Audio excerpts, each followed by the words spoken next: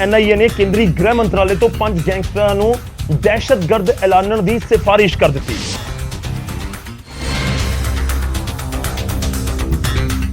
NIA ने 5 खतरनाक gangsters की लिस्ट तैयार की है। अतवादी बनाने की सिफारिश की गई है। इस लिस्ट दे विच मूसेवाला के मुलजमां के नाम भी शामिल ने ਅਤੇ ਕੁਝ ਅਜਿਹੇ ਨੇ ਜੋ ਵਿਦੇਸ਼ਾਂ ਦੇ ਵਿੱਚ ਬੈਠੇ ਨੇ। ਸੁਰੱਖਿਆ ਏਜੰਸੀਆਂ ਦਾ ਮੰਨਣਾ ਹੈ ਕਿ ਪੰਜਾਬੀ ਗਾਇਕ ਸਿੱਧੂ ਮੂਸੇਵਾਲਾ, ਕਬੱਡੀ ਖਿਡਾਰੀ ਸੰਦੀਪ ਅੰਬੀਆਂ ਅਤੇ ਵਿੱਕੀ ਮਿੱਡੂ ਖੇੜਾ ਦੇ ਕਤਲ ਵਿਦੇਸ਼ ਦੇ ਵਿੱਚ ਬੈਠੇ ਇਹਨਾਂ ਗੈਂਗਸਟਰਸ ਦੇ ਇਸ਼ਾਰੇ ਦੇ ਉੱਤੇ ਹੀ ਕੀਤੇ ਗਏ। ਇਹਦੇ ਵਿੱਚ 5 ਵੱਡੇ ਨਾਂ ਜਿਹੜੇ ਗੈਂਗਸਟਰ ਨੇ ਜਿਹੜੇ ਆਤੰਕੀ ਗਤੀਵਿਧੀਆਂ 'ਚ ਸ਼ਾਮਿਲ ਰਹੇ ਨੇ, ਜਿਨ੍ਹਾਂ ਨੇ ਟਾਰਗੇਟ ਕਿਲਿੰਗ ਜਾਂ ਪੰਜਾਬ ਦੇ ਨਾਲ ਹੋਰ ਵੀ ਕਈ ਸਟੇਟ 'ਚ ਜਿਹੜਾ ਮਾਹੌਲ ਖਰਾਬ ਕਰਨ ਦੀ ਜਿਹੜੀ ਕੋਸ਼ਿਸ਼ ਕੀਤੀ ਹੈ, ਉਹਨਾਂ ਦੇ ਨਾਂ ਦਿੱਤੇ ਗਏ ਨੇ ਤੇ ਸਿਫਾਰਿਸ਼ ਕੀਤੀ ਗਈ ਹੈ ਕਿ ਡੈਜ਼ਿਗਨੇਟਿਡ ਜਿਹੜਾ ਟੈਰਰਿਸਟ ਇਹਨਾਂ ਨੂੰ ਘੋਸ਼ਿਤ ਕੀਤਾ ਜਾਵੇ ਤੇ ਇੰਡੀਆ 'ਚ ਨਹੀਂ ਬਲਕਿ ਵਿਦੇਸ਼ 'ਚ ਬੈਠੇ ਜਿਹੜੇ ਵੀ ਟੈਰਰਿਸਟ ਨੇ, ਆਤੰਕੀ ਨੇ, ਉਹਨਾਂ ਦੀ ਜਿਹੜੀ ਵੀ ਪ੍ਰਾਪਰਟੀ ਹੈ, ਉਹਨਾਂ ਦੀ ਹੋਰ ਵੀ ਕਈ ਚੀਜ਼ਾਂ, ਉਹਨਾਂ ਨੂੰ ਜ਼ਬਤ ਜਿਹੜਾ ਉਹ ਕੀਤਾ ਜਾਏ।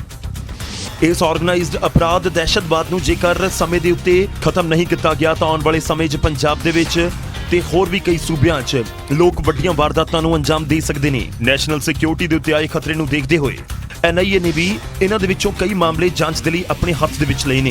खबर है कि एनआईए ने पूरे डोजियर अते इल्जाम पत्र बना के गृह मंत्रालय नूं भेजे ने, जिस दे विच कहा गया कि विदेश दे विच दहशतगर्द देश नूं वड्डे पैमाने दे उत्ते नुकसान पहुंचा रहे ने। इस लिस्ट दे विच शामिल 5 गैंगस्टर्स दे दहशतगर्द ऐलाने जाण तो बाद ही उन्हां दी संपत्ति जब्त हो जाएगी।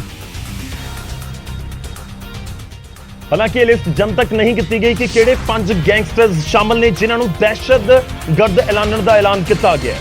खैर इन्हां दे विच सिद्धू मूसेवाला दे मास्टरमाइंड्स दा जिक्र हो रहा है ते हो सकदा है कि इस दे विच गोल्डी बराड़ दा भी नाम होवे। उधर अमृतसर दे विच पुलिस अते गैंगस्टरां दे विचाले मुठभेड़ हो गई ते पुलिस नूं देख के गैंगस्टरां ने फायरिंग कर दित्ती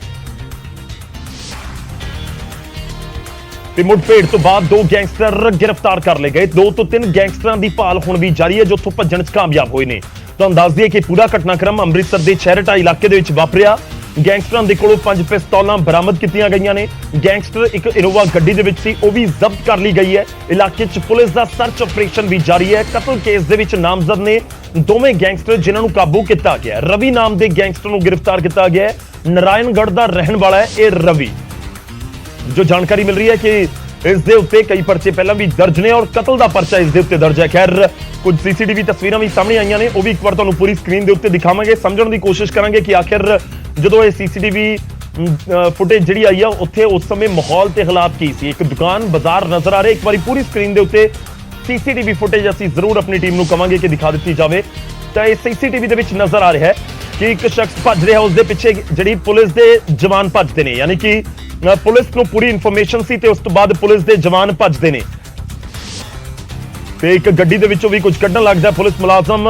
ਗੱਡੀ ਆ ਕੇ ਰੁਕਦੀ ਹੈ। ਇੱਕ ਬਹੁਤ ਧਿਆਨ ਨਾਲ ਦੇਖਣ ਵਾਲੀ ਗੱਲ ਹੈ, ਆਮੋ ਸਾਹਮਣੇ ਇੱਕ ਪਾਸੇ ਗੈਂਗਸਟਰ ਗੱਡੀ ਛੱਡ ਕੇ ਫਰਾਰ ਹੋ ਗਿਆ, ਦੂਜਾ ਭੱਜਿਆ, ਫਿਰ ਉਹਨਾਂ ਦੇ ਪਿੱਛੇ ਪੁਲਿਸ ਸੀ। ਯਾਨੀ ਕਿ ਬਿਲਕੁਲ ਬਾਜ਼ਾਰ ਦੇ ਵਿਚਾਲੇ ਇੱਕ ਪਾਸੇ ਤੋਂ ਇੱਕ ਗੱਡੀ ਆਈ ਇਨੋਵਾ ਤੇ ਦੂਜੇ ਪਾਸੇ ਦੂਜੀ ਗੱਡੀ ਆਈ, ਤਾਂ ਫਿਰ ਦੂਜੇ ਪਾਸੇ ਤੋਂ ਪੁਲਿਸ ਵਾਲੀ ਗੱਡੀ ਆਈ। ਤਾਂ ਜਦੋਂ ਦੇਖਿਆ ਗੈਂਗਸਟਰਾਂ ਨੇ ਕਿ ਸਾਹਮਣੇ ਪੁਲਿਸ ਦੀ ਫੋਰਸ ਹੈ ਤਾਂ ਫਟਾਫਟ ਆਪਣੀ ਗੱਡੀ ਛੱਡ ਕੇ ਉੱਥੋਂ ਭੱਜਣਾ ਸ਼ੁਰੂ ਕਰ ਦਿੱਤਾ। ਇਹ ਤਸਵੀਰਾਂ ਦੇ ਵਿੱਚ ਨਜ਼ਰ ਆ ਰਿਹਾ ਹੈ। ਧਿਆਨ ਨਾਲ ਦੇਖੋ, ਸੱਜੇ ਵਾਲੇ ਪਾਸੇ ਤੋਂ ਗੱਡੀ ਜਿਹੜੀ ਆ ਰਹੀ ਹੈ ਔਰ ਖੱਬੇ ਵਾਲੇ ਪਾਸੇ ਤੋਂ ਪੁਲਿਸ ਆ ਰਹੀ ਹੈ। ਤਾਂ ਆਮੋ ਸਾਹਮਣੇ ਗੱਡੀਆਂ ਰੁਕਦੀਆਂ ਨੇ ਤੇ ਉਸ ਤੋਂ ਬਾਅਦ ਨਿਕਲ ਕੇ ਪੁਲਿਸ ਵਾਲੇ ਉਸ ਦੇ ਪਿੱਛੇ ਜਾਂਦੇ ਨੇ। ਫਿਰ ਗੈਂਗਸਟਰਾਂ ਦੀ ਗੱਡੀ ਦੇ ਵਿੱਚ ਆ ਕੇ ਵੀ ਪੁਲਿਸ ਮੁਲਾਜ਼ਮ ਕੁਝ ਚੈੱਕ ਕਰਦਾ ਹੈ ਕਿ ਉਸ ਦੇ ਵਿੱਚ ਕੁਝ ਹੈ ਤਾਂ ਨਹੀਂ, ਜਾਂ ਤਾਂ ਇਹ ਦੇਖਣ ਦੀ ਕੋਸ਼ਿਸ਼ ਹੋਏਗੀ ਕਿ ਉਸ ਦੇ ਵਿੱਚ ਕੋਈ ਹੋਰ ਤਾਂ ਨਹੀਂ ਬੈਠਾ ਹੋਇਆ, ਕਿਉਂਕਿ ਸਾਰੇ ਪੁਲਿਸ ਮੁਲਾਜ਼ਮ ਉਸ ਵਾਲੇ ਪਾਸੇ ਨੂੰ ਹੀ ਭੱਜੇ ਸੀ। ਔਰ ਖੈਰ ਇੱਥੇ 2 ਗੈਂਗਸਟਰਾਂ ਨੂੰ ਕਾਬੂ ਕਰ ਲਿਆ ਗਿਆ। ਇੱਕ ਦਾ ਨਾਮ ਹੈ ਰਵੀ, ਜਿਸ ਦੇ ਉੱਤੇ ਕਤਲ ਦਾ ਪਰਚਾ ਹੈ। 2 ਤੋਂ 3 ਫਰਾਰ ਹੋ ਗਏ। ਹੁਣ ਇਲਾਕੇ ਸਰਚ ਆਪਰੇਸ਼ਨ ਚਲਾਇਆ ਜਾ ਰਿਹਾ ਹੈ ਇਹਨਾਂ ਮੁਲਜ਼ਮਾਂ ਦੀ, ਇਹਨਾਂ ਜੋ ਗੈਂਗਸਟਰ ਦੱਸੇ ਜਾਂਦੇ ਨੇ ਇਹਨਾਂ ਦੀ ਭਾਲ ਕਰਨ ਦੇ ਲਈ। ਕੰਜੈਸਟਡ ਏਰੀਆ ਔਰ ਲਗਭਗ ਜਿੱਥੋਂ ਉਹਨਾਂ ਨੇ ਗੱਡੀਆਂ ਛੱਡ ਕੇ ਭੱਜੀਆਂ, ਪਹਿਲਾਂ ਤਾਂ ਉਹਨਾਂ ਦੀ ਜਿਹੜੀ ਗੱਡੀ ਤੋਂ ਇਨਫੋਰਮੇਸ਼ਨ ਭਜਾਈ ਉਹਨਾਂ ਨੇ ਔਰ ਉਹਨੂੰ ਚੇਜ਼ ਕੀਤਾ ਗੱਡੀਆਂ ਦੇ ਵਿੱਚ। ਫਿਰ ਸਾਡੇ ਜਿਹੜੇ ਇੱਥੋਂ ਦੇ ਚੌਕੀ ਇੰਚਾਰਜ ਸੀਗੇ ਮੁਲਾਜ਼ਮ, ਉਹਨਾਂ ਨੇ ਆਪਣੀ ਗੱਡੀ ਜਿਹੜੀ ਅੱਗੇ ਲਾ ਕੇ ਉਹਨਾਂ ਨੂੰ ਰੋਕ ਲਿਆ। ਉਹਨਾਂ ਨੇ ਫਿਰ ਜਿਹੜੇ ਮੁਲਜ਼ਮ ਸੀਗੇ ਉਹਨਾਂ ਨੇ ਆਪਣੀਆਂ ਗੱਡੀਆਂ ਛੱਡ ਕੇ ਪੈਦਲ ਭੱਜੇ ਔਰ ਜਿਹੜੇ ਭੱਜ ਕੇ ਵੀ ਉਹਨਾਂ ਨੇ ਅਲੱਗ-ਅਲੱਗ ਡਾਇਰੈਕਸ਼ਨ 'ਚ ਭੱਜਿਆ।